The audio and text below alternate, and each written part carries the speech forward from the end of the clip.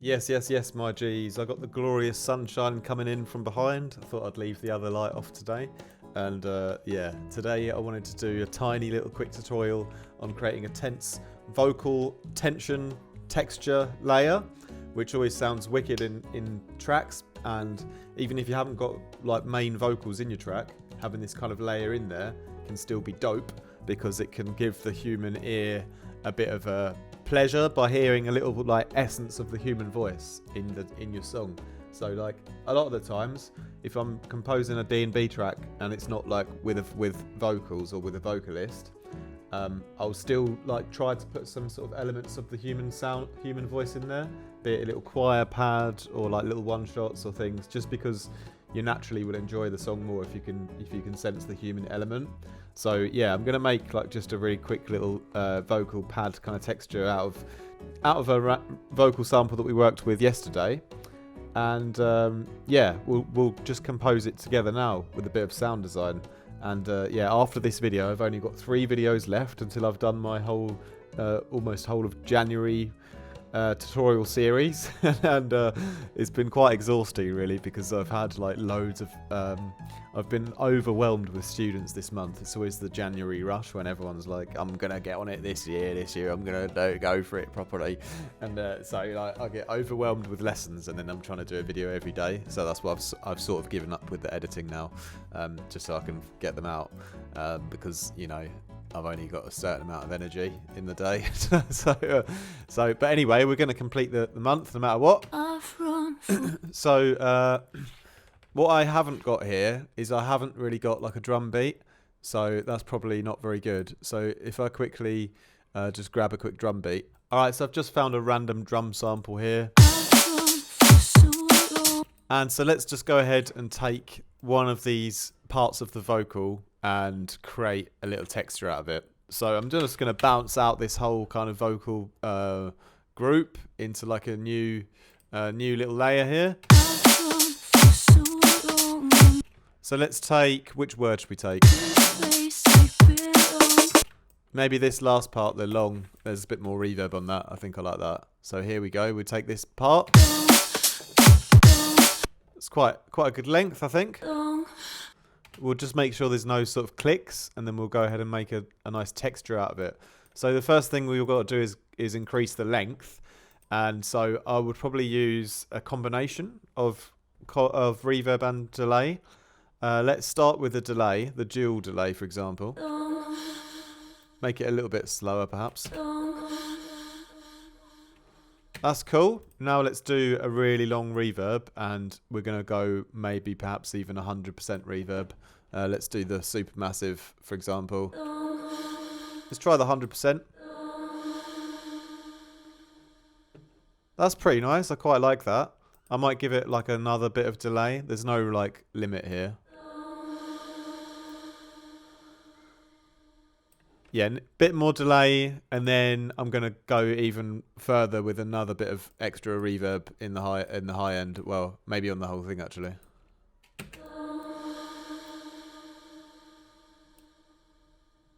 So it's kind of long enough now, I would say. Let's bounce that out as the kind of the basis for the texture that we're going to create, and now we can give it a bit of interest with some sound design. So let's first extend that out. Okay, so let's give it some distortion, I would say. Next, I'm going to go for like a bit of a lo-fi feeling with the ruiner, and just mix it in a little bit. Okay, so let's try.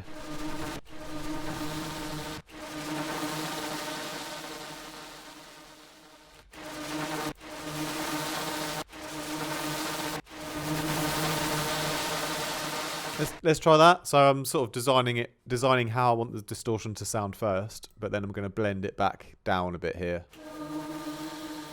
So you got a bit more grit in the high end, so it's a bit more like, yeah, bit dirtier for like drum and bass. So that's pretty nice around there, and I could go ahead and quickly bounce that as a new version, and then perhaps we can do one more creative effect to it. Perhaps we can do a little bit of formant filtering just to give it a little bit more interest. So let's put on a formant filter, and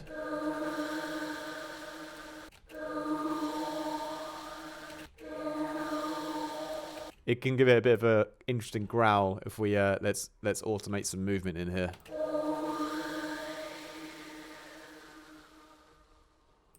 Okay, something like that. Sort of snaked it around here. Should have recorded it in. There you go. Okay, so it's giving it all this kind of extra movement. And one more thing that could even impact that a bit more is a bit of, this is a free one, pitch drift from Baby Audio, and give it a bit more pitch movement here. So a bit of tape kind of emulation. Okay, I kind of like that. So let's bounce that out. That kind of, the changes in the formant of the sound and also the pitch variation from the tape effect, essentially will give it that extra bit of tension, you know? And to further give it a bit more tension, we're going to play with the pitch as well. So let's put on just a pitch shifter here. It doesn't matter that it's like just a pitch shifter plugin, because the sound's already like really lo-fi anyway, you know? So let's find a good pitch that will fit with our drums.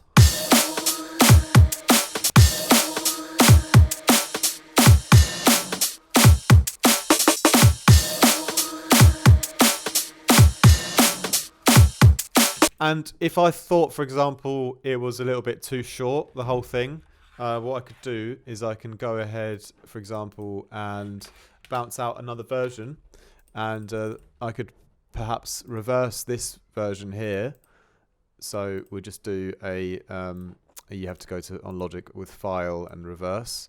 And then here, I could, for example, try to sort of blend them over together. So why don't I sort of cut them right in the middle. Bring them back up to the top, if you know what I mean, and then fade them together like this, perhaps. Let's try that. And you can see this, it kind of starts a bit late, doesn't it? So let's bring that back and then bring that more like there as well. And it's not really snapping very nicely for me today, but oh well, here we go.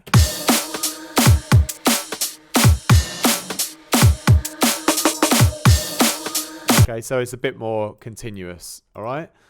So let's bounce that out, and then we're going to just, we're going to do the final thing, which is the best thing that I would definitely always do, is give it some volume or some movement, okay? So simply, we've got quite an experimental drum pattern here, so it's not the classic kick side chain that I would usually use on the LFO tool, but let's just try finding a nice rhythm here. So I think our sort of kick is almost just after the snare. I think our second kick is around here. So let's see if we can get that to work. Something like that. Yeah, let's try that.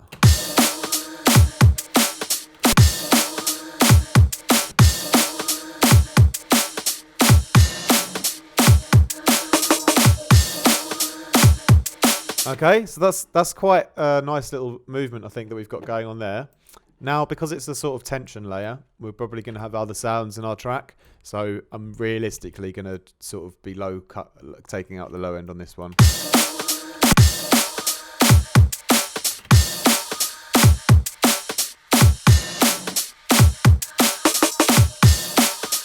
Okay, so there's one example of how we can create a tension layer. You know, it might not be the best sound that I've ever personally created for that kind of thing, but that is how I would go about it normally. Obviously, every time you do it, you're going to get a slightly different result.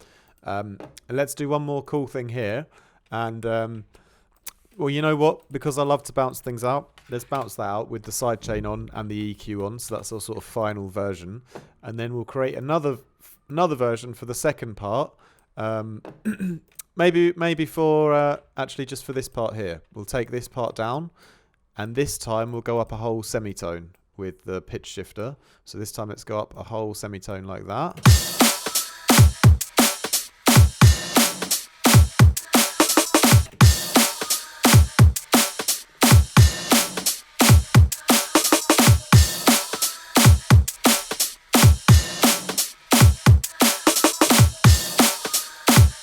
Now, obviously, the composition sounds pretty incomplete because we haven't even got anything else in there other than the layer and the drums. So I've just thrown in a random Vital preset and tweaked it a bit like this, just so we've got something like underneath and like in the mid range and the low end when we play our vocal texture here on top.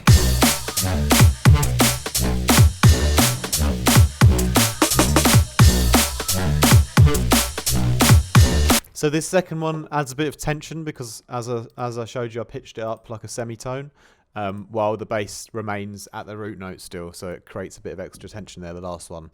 And yeah, this is just the formula for creating a little vocal texture in the background. Yeah, when you find different ways to add movement to the layer as well, like maybe you can go for a faster chopped up version of it, that might fit better for this kind of style of loop that we've got here so far. So yeah, I could probably tweak it further to get it to be a bit more giving it even more tension than it currently is. Maybe play with the tonality a bit more, but yeah, essentially the idea is there, and it's a great thing to use to fill out parts of the background of your track. And yeah, I would really advocate just giving it a go and like using it in certain spaces where your track might feel too empty. Try a little vocal tense texture background layer, and sometimes it will just really take the track to the next level. Like in some tracks where I've used it in the background, it's been the sound that's made the biggest difference. So yeah, it's hit and miss sometimes, but yeah, you can really like take your sound to the next level with it sometimes, so it's worth trying. Yeah, like I said before, I've been really overwhelmed recently with students, but yeah, of course, there are still spots available if any of you guys want to have mentorship. And that leads me on to tomorrow's video. I'm going to give my best advice for students. For those of you who do take my mentorship program, I'm going to give you the best tips for how to actually get the most out of it. Although I work with people who have different goals and different objectives, there are some universal tips that I can give to everyone that will help you definitely improve your music production. So tomorrow, coming up, tips for music production students, best advice that I've got from all of my years of teaching and experience. And I hope you enjoyed this little tension layer tutorial today. I've got to teach a group class a little bit later on today, so I need to prepare for that. Hope you guys have a great Sunday. Peace out, much love.